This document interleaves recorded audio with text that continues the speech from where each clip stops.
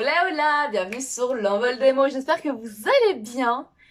Aujourd'hui, je vous fais l'avis lecture du mois d'avril. Ça y est, je suis à jour dans les vidéos avis lecture. Pour combien de temps, je ne sais pas. Mais en tout cas, pour le moment, je suis à jour, ça y est. Voilà, félicitez-moi dans les commentaires, mettez-moi des petites emojis, bravo, les petits confettis, tout ça, voilà. Je suis à jour. Ouh. Oh là là là là. Ça va plus, hein. Ça ne va plus, ça ne va plus. Ouh, c'est la journée d'aujourd'hui, là, je suis fatiguée. J'ai pris de l'air et tout, ça fait vraiment énormément de bien de prendre l'air, mais bref, ce sera le sujet d'une autre vidéo également. En tout cas, pour cette avis lecture du mois d'avril, j'ai commencé le mois d'avril par un thriller, qui était donc La fille dans les bois de Patricia MacDonald. Ici, nous suivons Blair. Blair, ça fait 15 ans qu'elle n'est pas retournée dans sa ville d'enfance, dans sa ville natale, on va dire. Mais, en fait, elle n'y est pas retournée, elle n'y est pas retournée depuis 15 ans parce que sa meilleure amie est décédée, assassinée, elle a été assassinée dans cette ville et du coup, elle n'a plus jamais voulu y remettre les pieds, ce que je comprends fortement. Mais un jour, l'état de sa sœur, Céleste, s'aggrave fortement. Elle a un cancer, je crois, en stade terminal. Enfin, je sais pas si c'est un cancer, mais un truc comme ça. Mais vraiment, enfin, elle est très très proche du décès. Donc du coup, bah, Blair, elle va au chevet de sa sœur. Donc elle retourne dans cette ville.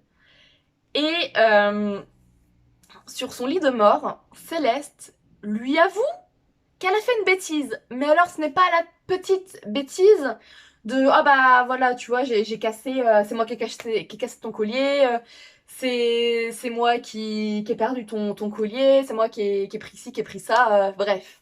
C'est pas ce genre de bêtise qu'elle a faite, Céleste. Euh, En fait, Céleste avoue à Blair que le meurtrier qui gît en prison actuellement pour le meurtre de Molly, ce n'est pas le meurtrier en fait. Voilà, ce n'est pas le meurtrier.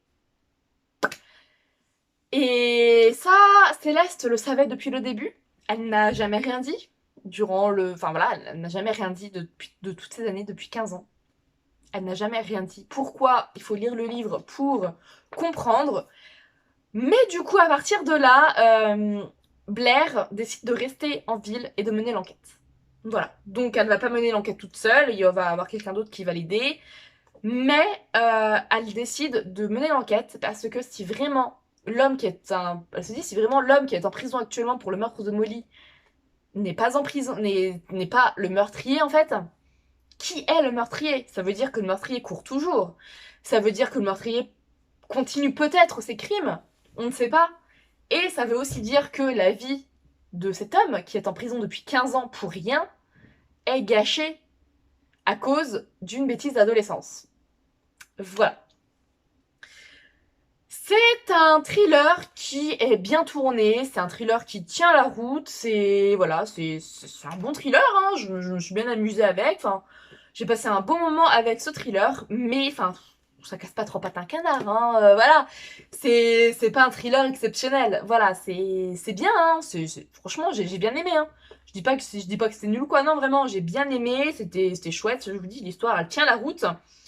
On comprend petit à petit pourquoi cet homme s'est retrouvé en prison alors qu'il n'a rien fait.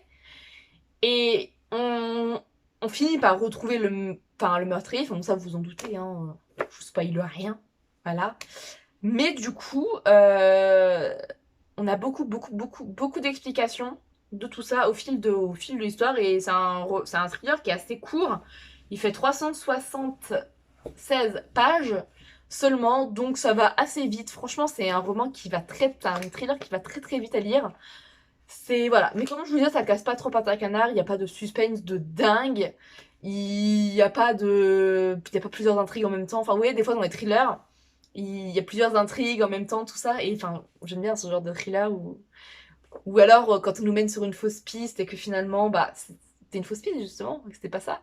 Voilà. Mais là, dans celui-là, non, c'est voilà, on commence avec un speech et on continue tout le long avec le même speech et on va jusqu'à la résolution comme ça. Il y a pas d'histoire annexe en gros, voilà. Donc c'est pas une histoire méga compliquée. Enfin, Voilà, c'est pas un thriller très compliqué comme on peut en voir parfois. Voilà, c'était un bon petit thriller sympathique qui change les idées et puis et voilà. Mais c'est déjà très très bien. Donc ici c'est les éditions du livre de poche, parce que je ne vous l'ai pas dit. Donc voilà. Ensuite, j'ai continué le mois de avril. Oh, le mois d'avril avec Je suis ton soleil de Marie Pavlenko aux éditions Le Poche France Loisirs. Voilà. Ici, nous parlons d'adolescence, nous parlons de Déborah qui démarre son année de terminale mais démarre pas très bien. Elle n'a pas de chaussures à se mettre à cause de son chien. Voilà.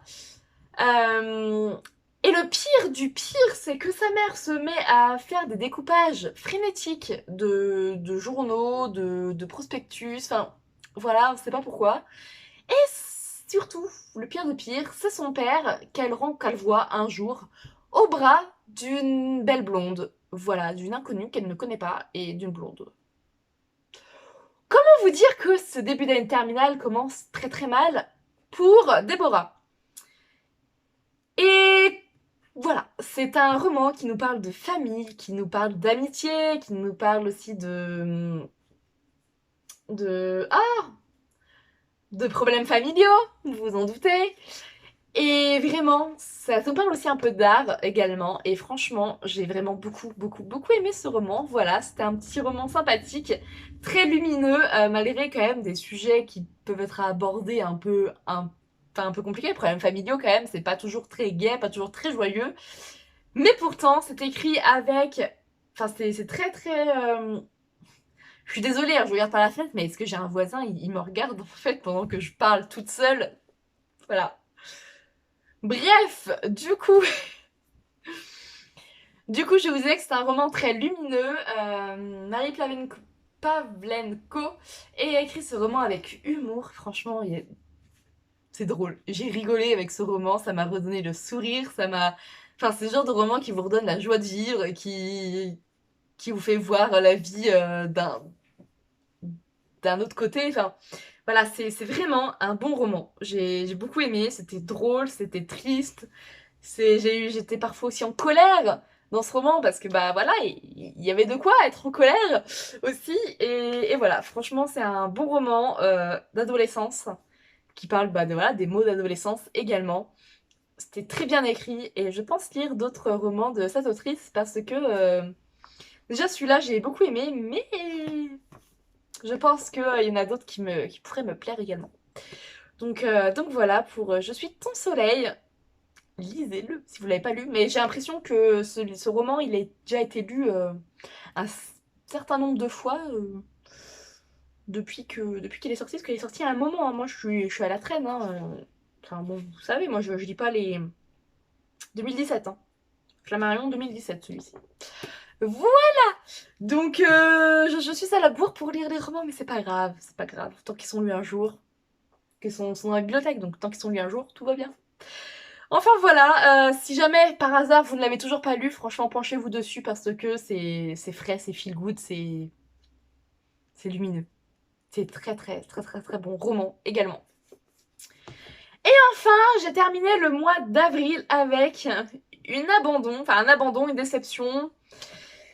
Je suis très déçue, vraiment très déçue d'avoir abandonné ce roman, de ne pas avoir accroché à ce roman parce que c'est un roman qui, je pense, aurait pu me plaire si ça avait été écrit autrement en fait, je pense. Mais c'est un roman qui est assez vieux, donc je pense que c'est ça aussi qui... Je sais pas. Bref. En tout cas, c'est Le Pingouin de Andrei Kourkov. Ici, nous parlons d'un roman qui se passe à la... 1, 2, 3, 4. Un roman qui se passe à Kiev. Donc c'est quand même assez d'actualité, hein, enfin voilà. Et ici nous parlons, enfin il y a de l'humour, du loufoque, mais en parlant de sujets très importants comme du coup les thèmes social, politique de l'ex-Union soviétique. Voilà. Donc c'est un roman où c'est écrit très petit. Voilà, je sais pas quand est-ce qu'il a été écrit, mais je pense que c'est un vieux roman. Hein. 2001. Apparemment c'est 2001. Non? Attendez. 2000 pour la traduction française. Voilà, il date des années 2000, du coup, moi, il est pas si vieux que ça, hein, il a quand même... Ah, mais il a 22 ans. 22 ans quand même. Donc je l'ai acheté d'occasion parce que je m'étais dit, bah voilà, déjà il y a un pingouin, on nous parle de pingouin dans le résumé, tout ça, puis je me dis en plus, ça peut allier un peu d'historique avec ce roman, et je me dis que ça pouvait être très bien. Voilà, donc ici nous suivons Victor, Victor qui a un pingouin, Mishka, qui l'a récupéré du zoo, voilà. Mais Misha est, comme ils disent, neurasthénique, c'est ça qu'ils disent, hein, je crois.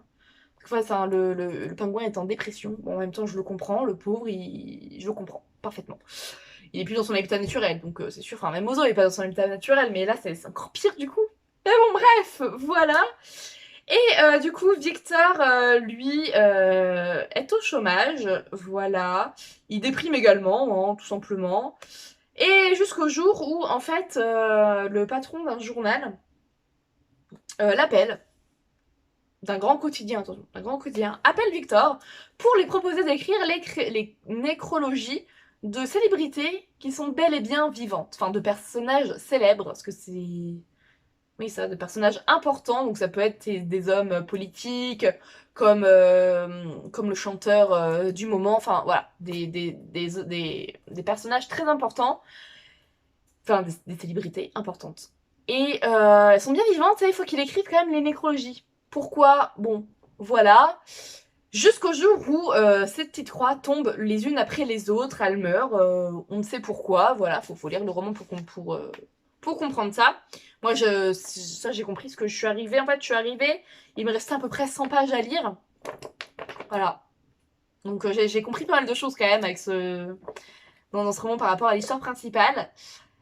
Et voilà, du coup, Victor se retrouve dans une histoire vraiment pas très pas très bien quoi. Il est un peu mal, hein. Le pauvre Victor, il est pas dans une très très bonne situation, voilà.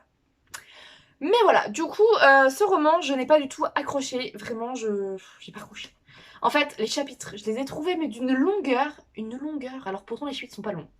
Les chapitres ne font pas beaucoup de pages, mais alors j'ai trouvé les chapitres méga méga longs, que l'histoire n'avançait pas, que enfin voilà, j'arrivais pas. Le style d'écriture est lourd, c'est pas fluide, non vraiment c'est pas fluide. Voilà. Après c'est un livre quand même très intéressant. Voilà, c'est un livre très intéressant, mais j'arrivais pas. En fait, je me forçais. Je me suis forcée à lire jusqu'à quand même quasiment. Attendez, il me restait 100 pages à lire quand j'ai arrêté. Il fait combien de pages? Bah, je me suis arrêtée à peu près. Je me suis arrêtée à la page 172. Il y a 174 pages. Donc voilà, il me restait à peu près 102, 103 pages à lire. Donc voilà, mais je me suis forcée déjà à lire ces 170 pages. Et en fait, j'arrivais pas. J'arrivais pas, ça me... Non, c'était pas possible. Donc franchement, je suis très déçue parce que je pensais que ça allait me plaire. Et puis, enfin, ça parle quand même de... Enfin, c'est quand même un sujet un peu d'actualité, on va dire. Enfin, oui, enfin, entre guillemets. Mais non, j'ai pas réussi à... J'ai pas réussi à rentrer dans l'histoire. Après, c'est traduit du russe. Alors, est-ce que du coup, la traduction russe-français n'est pas bonne? Ou quoi, je ne sais pas, je ne sais pas, mais en tout cas j'ai pas du tout accroché, je trouvais l'écriture très lourde, et j'ai aussi surtout trouvé que l'histoire n'avançait pas, c'était long, enfin, voilà, c'est dommage, très très dommage, c'est un livre que je ne garderai pas non plus dans la bibliothèque du coup, mais voilà, pour du coup ce que j'ai pensé de ce roman, malheureusement, ça ne l'a pas fait avec moi, peut-être que ça l'a fait avec d'autres. Je sais qu'il y en a parmi vous qui m'ont dit qu'ils avaient passé un très bon moment avec ce roman. Voilà. Moi en tout cas, ça n'a pas été le cas, mais bon, c'est pas grave, c'est des choses qui arrivent comme je vous dis très souvent. Ça arrive, on peut pas tout aimer non plus, hein, donc voilà. Mais du coup, ce mois d'avril, eh ben, j'ai lu 3 avril. Oui, j'ai lu 3 romans au mois d'avril, enfin 3 romans, 2 romans entiers et 100 pages d'un autre. Voilà. Donc voilà, un petit mois d'avril, mais bon, ce n'est pas grave. On va peut-être se rattraper pour mai, hein. Je suis bien partie pour me rattraper côté lecture pour le mois de mai. Dans tous les cas, voilà, j'ai passé un bon moment de lecture malgré tout. Et puis moi sur ce, je vous laisse. J'espère que votre mois d'avril aussi vous a été beaucoup plus joyeux côté lecture, enfin beaucoup plus joyeux. Que vous avez eu de bonnes lectures au mois d'avril, que vous n'avez pas eu trop d'abandon ou de déception. Et puis moi sur ce du coup, je vous laisse. Je vous souhaite une très belle journée, de très belles lectures. Je vous dis à très vite pour de nouvelles aventures. Ciao ciao.